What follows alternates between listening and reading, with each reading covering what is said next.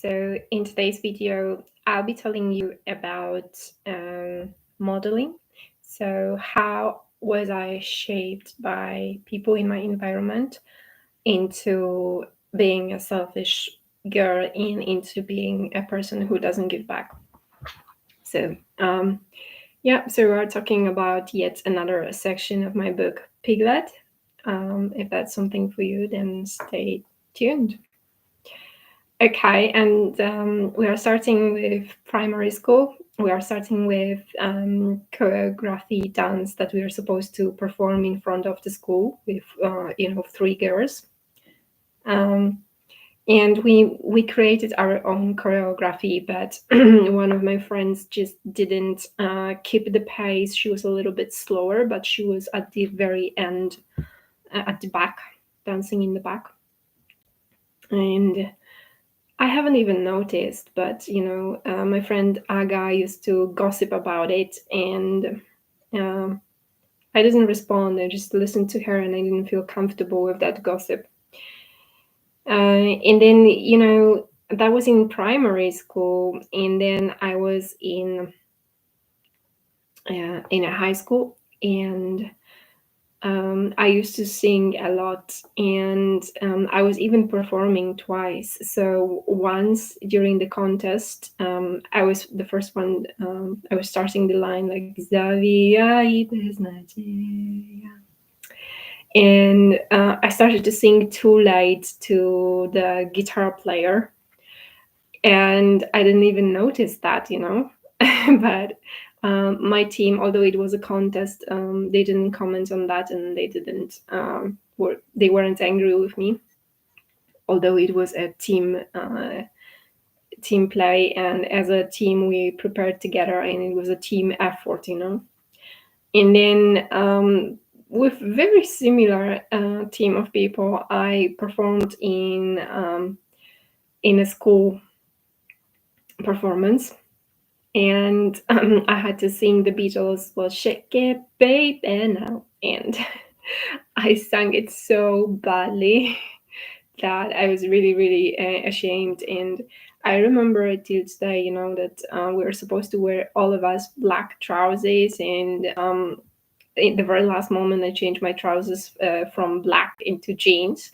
And then when singing, I sang badly. It turned out I had a hole in my trousers that I changed unnecessarily. And then I was even asked by Malena, like, why did you change your trousers? And they couldn't say. I just remember Monica's face when she turned around and she was checking if I went to change my trousers, and I did. And therefore, I assume that, when you hypnotize someone, then you give them the order to check if hypnosis worked.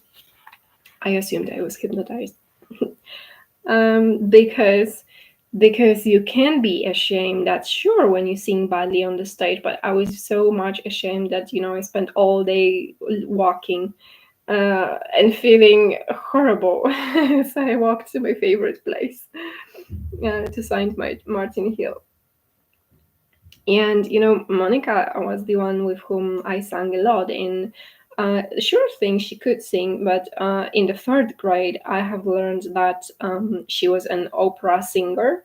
So I think, if we sing during the break time, or if we prepare together for the performance, then that's something that, it's a natural thing to say that I am an opera singer. Okay, I'm already accomplished, and that's already something. And but the truth is, opera singers were never, never was the type of the music I could listen to.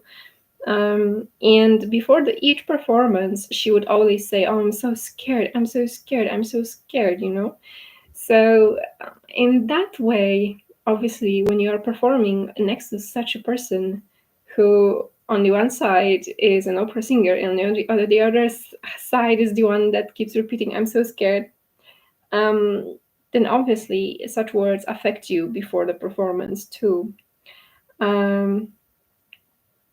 And I also remember her, when she performed a different song. It was a song, "Stupid Cupid." And by the way, I'm writing about cupids too. So I don't think the choice of the song was accidental either. Um, you know, she did something that I have seen in Papusha's interview with Jerzy Ficowski. You know, there is this girl depicted like she's going down the knees and she's doing like something like that. But first she goes down and then she goes like, you know, with her arms.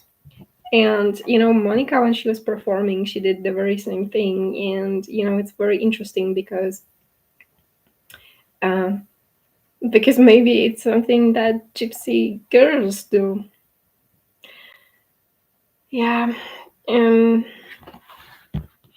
and you know, it was supposed to be about being selfish. So first I showed you a little bit of karma, like, you know, I didn't gossip about Dagmara in primary school when she performed, whereas I didn't comment on that.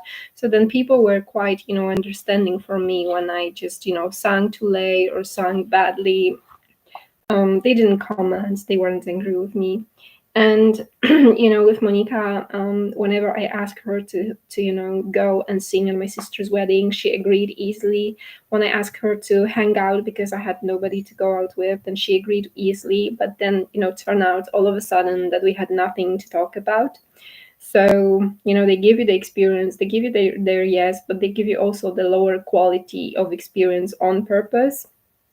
Plus, by the table and sitting with her, I felt very much judged. Um, okay, and there was a situation when, you know, we had a prom, and I went with my model's brother to the prom, and you know, my sister all of a sudden didn't want to do my hair and my makeup. She just started to argue with me very in a very bad way. So all of a sudden, you know, the last moment I was left with no hairdresser and I had to do my hair on my own. And I had it in my mind, like my the oldest sister, when she was preparing for the prom, my second sister would do her hair, would do her makeup, and she looked great, you know, and I was sure she would do the same for me, you know. I was sure about it. But she did the very opposite to me. And then when I went to the prom, I sat almost opposite Monica, and her mom is a hairdresser. And Monica told me that my hair was nice, you know, and I told her her hair was nice.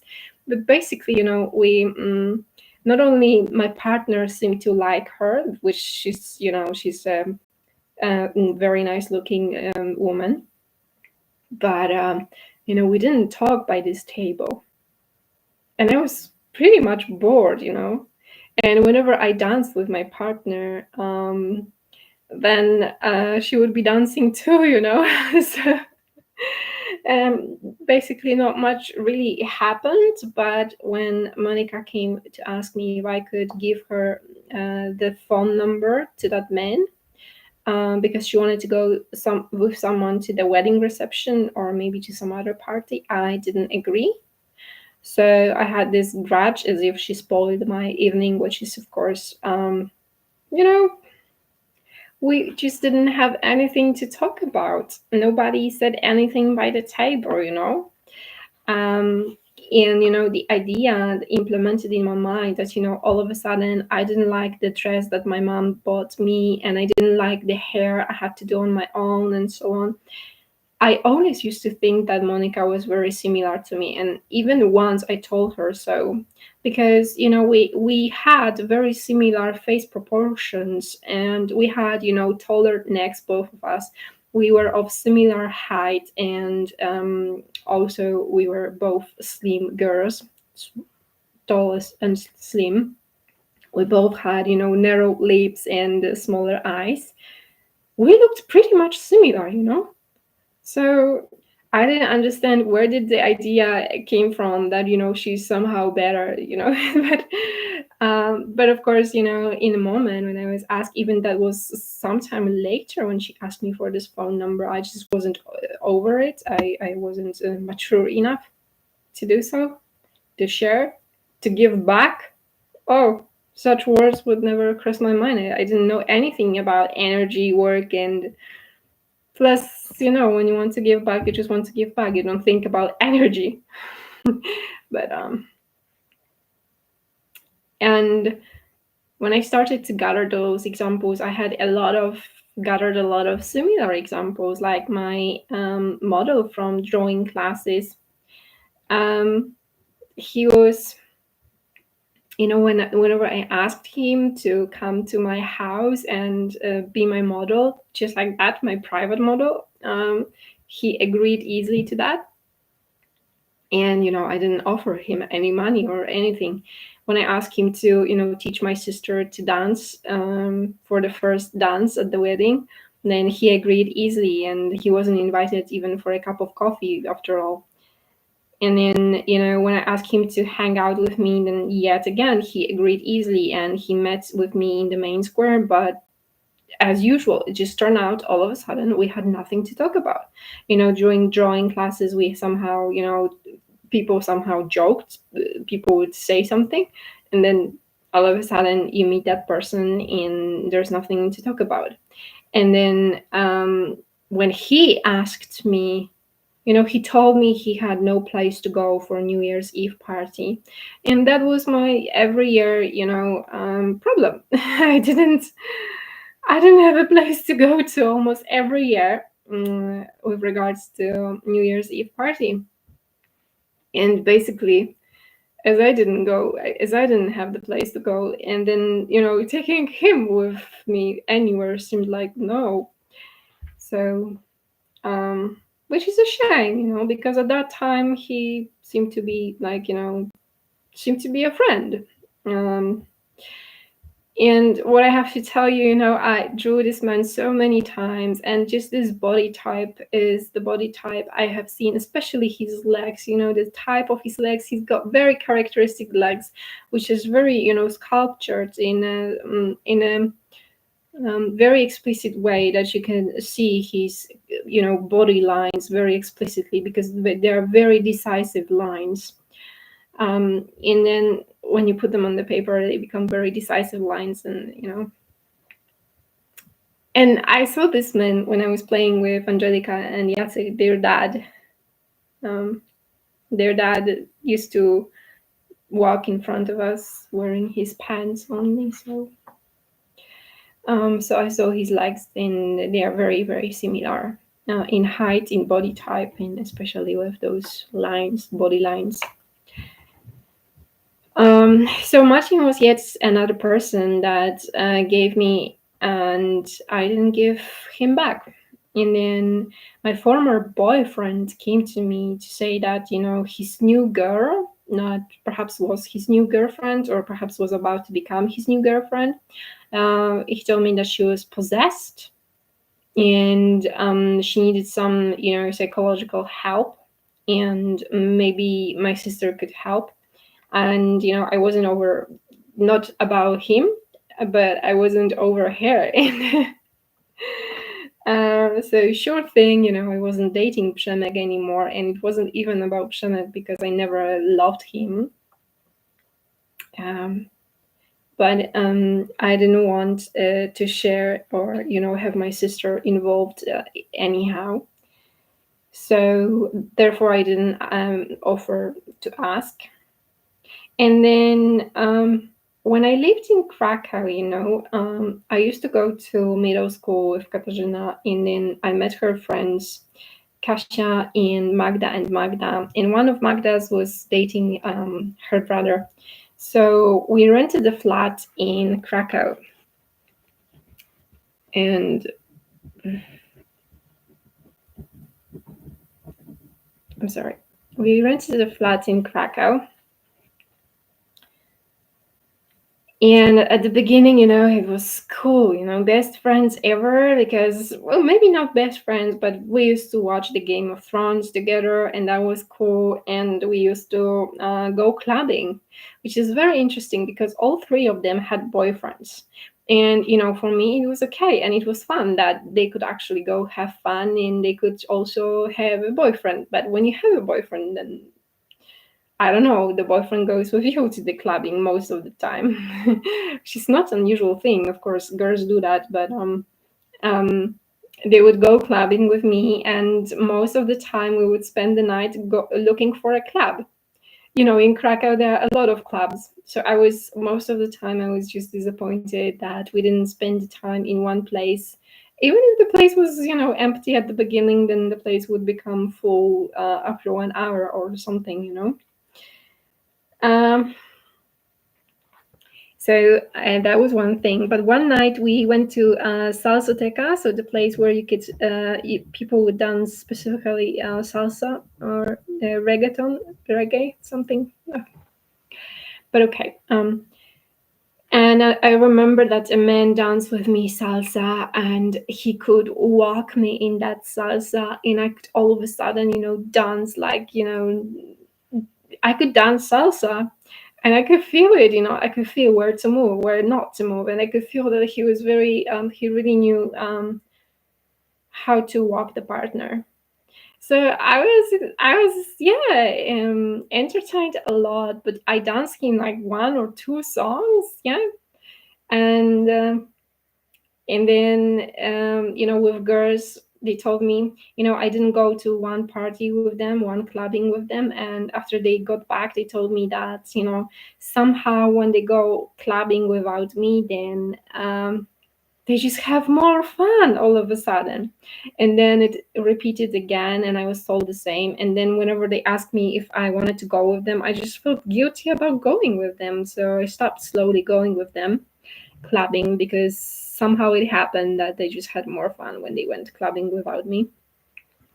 And um, and then Magda told me that after one night that she spent the entire night dancing salsa in the street, till the morning. So it was the experience that I had, but I had like it for two songs, right? And I could also spend the entire night dancing. I could imagine that, right? So she spent that entire night dancing salsa in the streets, which is, my zodiac goes for experience and likes to do things.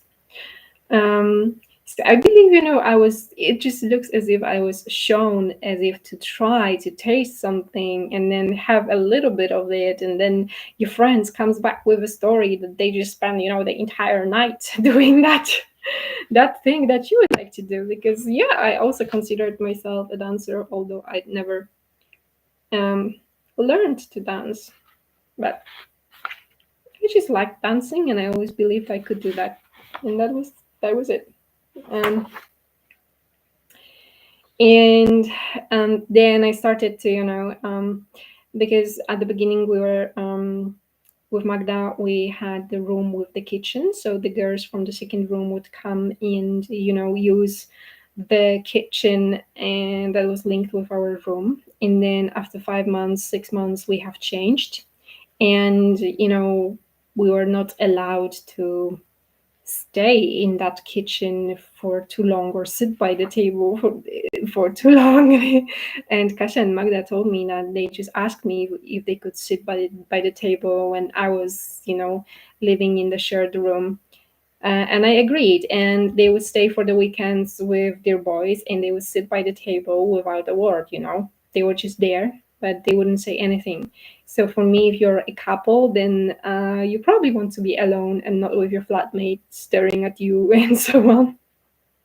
And especially if there is not a nice conversation over that table, then you can't join, you can't. It's just weird. And I started to take photos. I was studying graphic design then, and I took photos of Kasia's boyfriend at his workplace. He worked by near Elephant in Tarnów, and I was surprised that such a young person. I don't know if that was a nice person, but such a young person had a job in a place like that. And then I had a feeling that Kasia was angry with me about it or something, about those photos. And Kasia's dad would come over to stay for a night, and Kasia's dad is similar to my venerologist, by the way, so that's cool. So with time, obviously, we started easily, and they agreed. When I wanted to go with Kasia to the club, she went with me, or she brought me there. the free day for the gym, and we went together, and and that was cool too. But with time, we stopped obviously watching together the Game of Thrones, and with time, there was some tension in the air because of her dad coming over for the night and so on.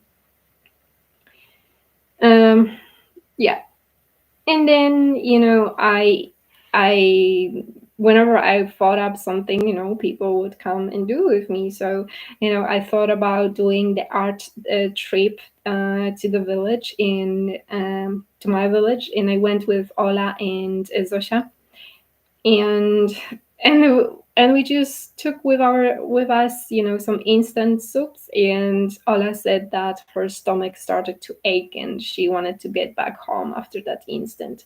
So that was the end of our trip. Okay, not to mention the bathroom, but all right. And then there was Colin. Colin was a native speaker whom I met in English exchange club in Krakow, and Colin was the organizer of the meetings. And we used to meet in a cafe by Kładka Bridge, Kładka Bernatka Bridge, and what I wanted to tell you is that Colin basically was very, very boring. And I think he was boring on purpose. So, when I talked to him, then I wanted to go away, talk to somebody else. And sometimes we did so-called magical chairs or hot chairs that we would just, stand up and move to one chair further, and we would talk to other people that way. So Colin would actually, would not let me go anywhere else. And when I changed the place, he would come and sit next to me yet again. Probably because I didn't want him to. But when I had really no people to meet up, then I would meet Colin, and Colin would come from Krakow to Tarnów. So he would pay for the ticket, he would pay for the night at the hotel, so that he could stand with me till late in the morning and drink beer with me. And he was so boring that the next day I just never had it in me to meet him, and I was very much angry after meeting him. And at one moment I started to ask myself, why do I meet him? Or when I was sitting with him, I was always thinking, this is the last time I'm seeing him, because he never had anything to say, and he basically was copying to me, copying what I did. So if I started to draw, I didn't start to draw just then, but I used to draw and I used to practice a lot. So Colin started the meetings with drawings too, and either he was just drawing a friend who did that in her flat, or he was going to yet another club that would meet in a club, and they would draw. He took me there too once. And when I started to write articles for Anthony, Colin started to interview a photographer too, and the question he would ask was, what was his favorite color? And then I thought that this is not really good structured. But maybe on the other hand, photographers work with colors, right? They pay attention to colors. They look at colors. Okay. So the thing is, he was boring. He was boring. I think he was boring on purpose. And the thing is, he put energy, he put the money to come in, to be available for me to whatever hour I wanted. And whenever he asked me for the next day for the meeting, I was like, no, no, no way, no. I didn't want to meet with him. Not to mention, when he was sitting and he really had nothing to say. Then one time I was so angry with him that we would sit by the table in silence. That happened too. And later he told me that he developed anxiety before coming to visit me in Tarnów. And then maybe it was the next meeting, or during the same meeting, he told me that he liked me. He developed some feelings for me. And I believe he said so because my sister told me over the phone that maybe he is into me. because you can't say, to someone that they are scared of meeting you and at the same time that you like them. um, so there was yet another person that kept on giving, giving, giving, but I believe that was intentionally boring.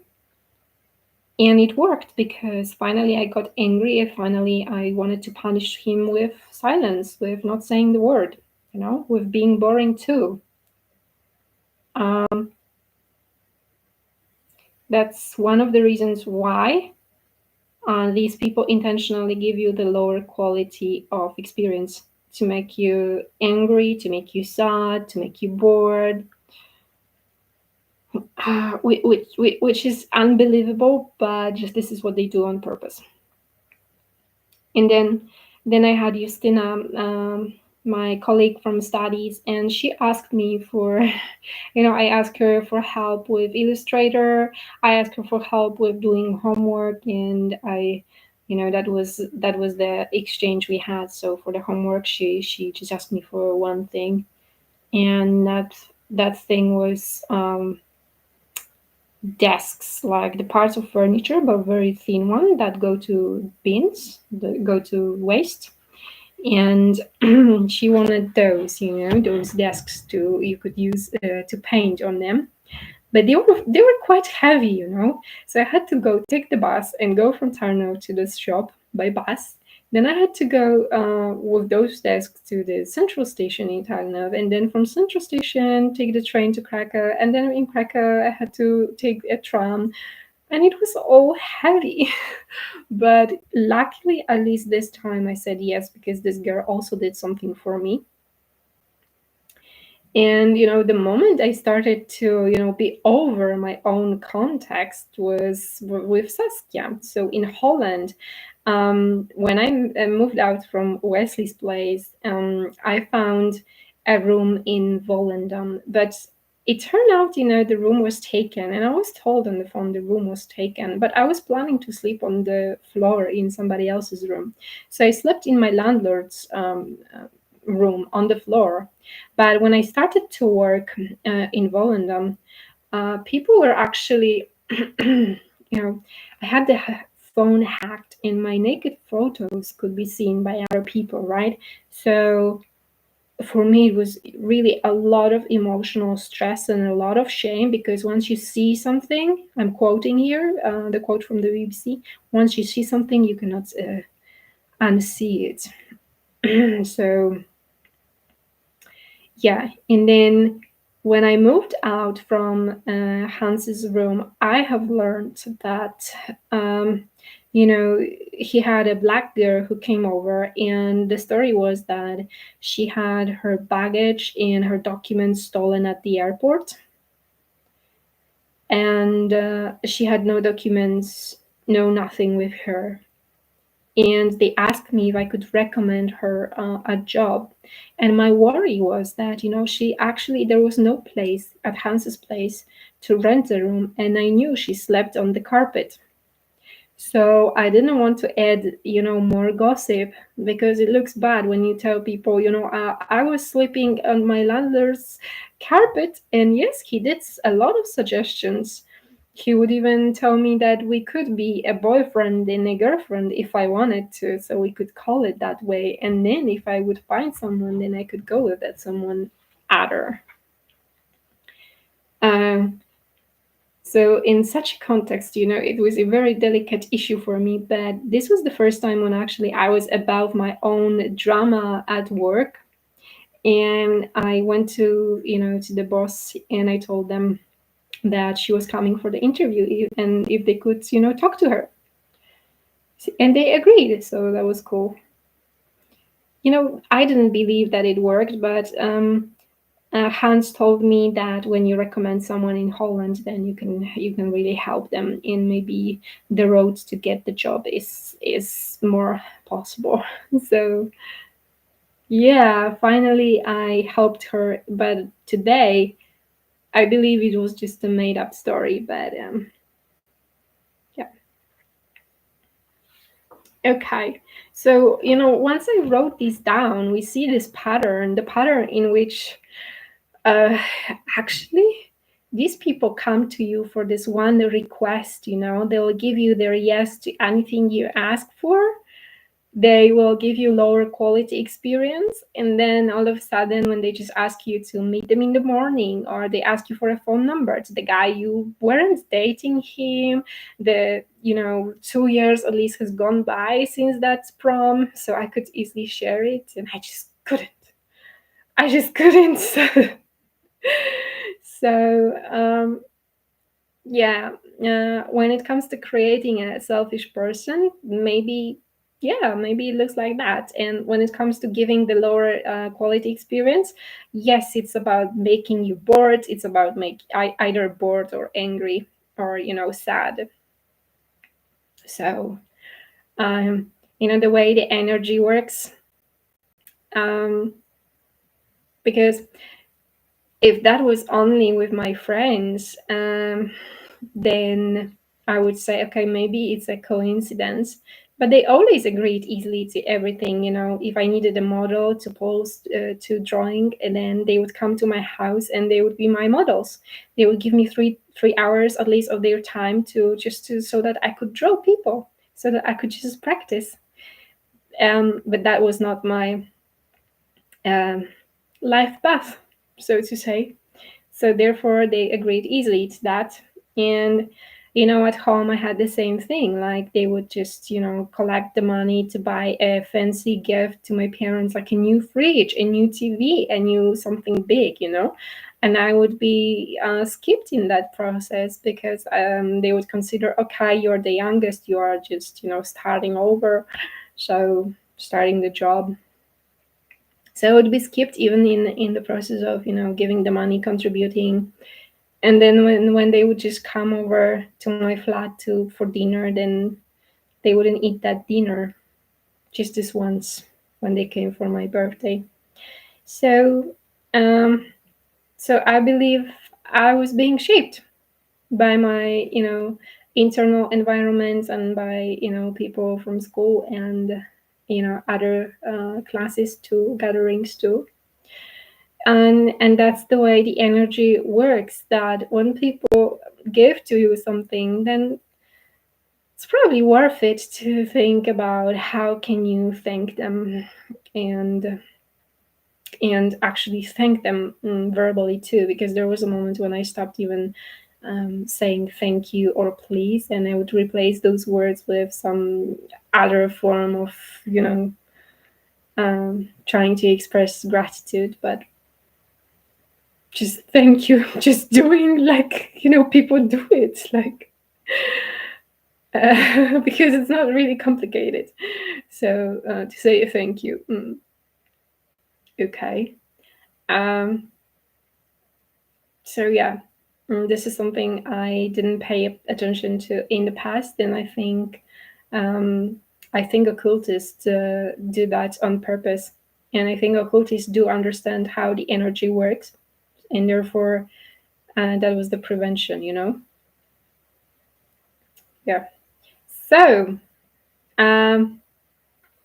if you want to learn more about people shaping your personality, about the way the systems work, about the way they act out various situations in front of you, about the way about symbolism too, then drop me a line at lkinga788@gmail.com.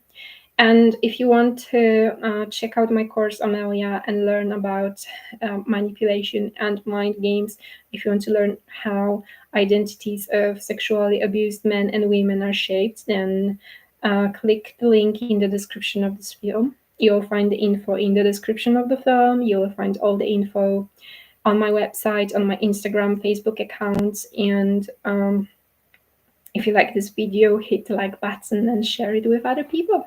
Thanks for watching.